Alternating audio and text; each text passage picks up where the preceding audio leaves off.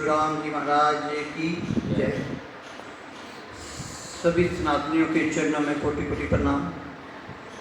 इन video के माध्यम से हम आपको यही निवेदन करते हैं कि हमारा सनातन कैसे जागे।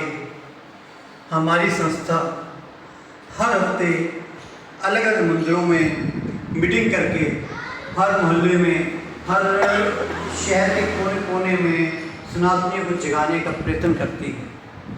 हम अपने धर्म के लिए 5, 10, 15, 20 मिनट तक नहीं निकाल पाते और कुछ लोग एक एक दिन में 5-5 बार एक जगह इकट्ठे हो जाते हैं। तो ये सनातन इतना ज़्यादा सोया हुआ है, क्या बनेगा हमारे आने वाले बच्चों का। आपको सनातन के बारे में पूरा ज्ञान है, आपके बच्चों को क्या पता है।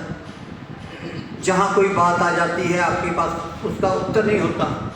कोई कह देता है कि श्री कृष्ण जी गोपियों के वस्त्र चुरा ले जाते थे, आप उनको क्या कहते हैं? हंस करके टाल देते हैं आप लोग। ये तो सनातन पे कलंक मात्र है। जब आप खुद जागरूक नहीं हैं तो हम अपने बच्चों को जागरूक कैसे करेंगे?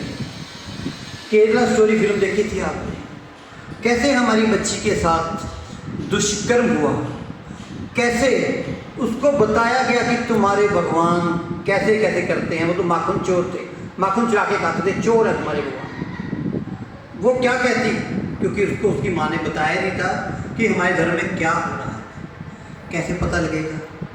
हमारा बच्चा बाहर नहीं जाएगा जी। पहले तो हम उतर आए थे जी, हमें 4-5 चाचा ताया बुआ सब होते थे, उसके बाद हम 2 बच्चों में उतर आए।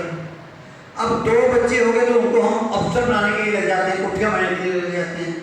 लेकिन दूसरे क्या सोचते हैं कि ये कोठियाँ तो हमारे लिए बना रही हैं, ये जो कोठियाँ बड़ी बड़ी बन रही हैं ये हमारे लिए बना रहे हैं। और एक दिन वो आते हैं, हमें काट मार के चले जाते हैं, कोठियाँ छीन जाती हैं। कश्मीर में क्या हुआ था हमारी बेटियों के साथ? हम वहाँ से भागे, क्या बना? बंगाल में क्या हो रहा है? क्योंकि सनातन सोया हुआ है।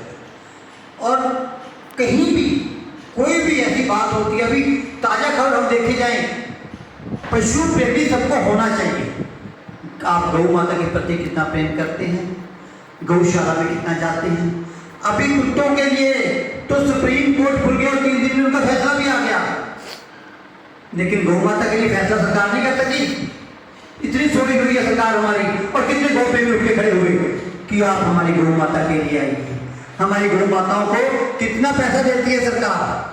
कमेटी वाले गौ सेंस के नाम पर करोड़ों रुपए इकट्ठा कर करते हैं, और जब बारी आती है गौशाला को देने के लिए, हम तो एक गऊ के लिए आपको 25 रुपये 20 रुपये देंगे जी, 30 रुपये देंगे। 30 रुपये में तो एक इंसान खाना सारा दिन में नहीं खा सकता, जो गऊ के लिए वो सिर्फ 30 रुपये देना चाहते हैं, 25 रुपये देना चाहते हैं। तो क्या बनेगा? क्योंकि सनातनी सोया हुआ है। अगर आप अभी भी ना जागे तो फिर आपके पास मौका चला गया। ये अखीला मौका आपके पास आया है जब एक सनातन को मानने वाली सरकार, सनातन को बढ़ावा देने वाली सरकार केंद्र में बैठी है। आपने उसको कम सीटें देकर के क्या किया? आप देख रहे हैं कि कोई बड़ा फैसला लेना होता है तो कितनी दिक्कत होती है। विपक्ष कितनी हाजिर लगाता है वहां पे जाके, काम नहीं करने दे रहा सरकार को। अगर वही सरकार जो सनातन को मानती है, सनातन के लिए आदर मान रखती है, जिसने श्री राम मंदिर का निर्माण करवा दिया, अभी मथुरा का निर्माण होना शुरू होने वाला ही समझिए आप, वो कैसे होगा जब वहाँ पर 400 की संख्या होगी। हमारे जो नेतागण चुन के जाते हैं यहाँ से, अगर सनातनी जाएंगे उसी पार्टी के ले लीजिए, उसके पूछिए आप सनातनी हैं? आप सनातन के लिए क्या करेंगे? हमारे चेयरमैन हर साल लगते हैं यहाँ पंजाबी यूनिवर्सिटी में। आज से नहीं लगी चेयर जो है यूनिवर्सिटी में स्थापित हुई है। परशुराम चेयर पिछले 50 साल से स्थापित है। कितने फंड आए, कौन खा गया वो फंड? वाल्मीकि चेयर लगी हुई है, पैसा यूज हो रहा है। बाकी सारी चेयर लगी हुई है, पैसा यूज हो रहा है, उसके ऊपर PhD हो रही है। परशुराम जी के ऊपर हो रही है कोई? क्योंकि सनातनी सोया हुआ है।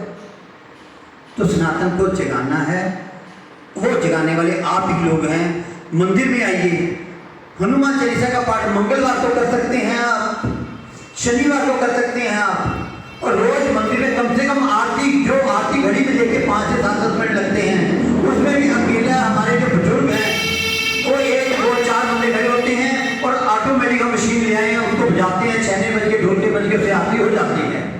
दोष हम ब्राह्मण को दे देते हैं। शादियों में हम लाखों रुपए खर्च करते हैं, करोड़ों रुपए खर्च कर देते हैं। और जब नंबर पंडित जी का फेरे खाने का आता है तो उनके हाथ में कहते हैं पंडित जी ये 500 रुपये रखो, 2 चक्कर दो और शादी करवाओ, निपटा दो। अब भैया वो तो जन्म का बंधन है, वो 2 मिनट में निपटने वाला नहीं। बातें बहुत सारी हैं, कड़वी लगती हैं, क्योंकि सच्चाई बहुत कड़वी है। चाहे मैं हूँ चाहे वो आप हो, सच्चाई सबके लिए ही है। तो मेरा नम्र निवेदन आपसे यही है कि सनातन के लिए जागें, सनातन को बढ़ावा दें।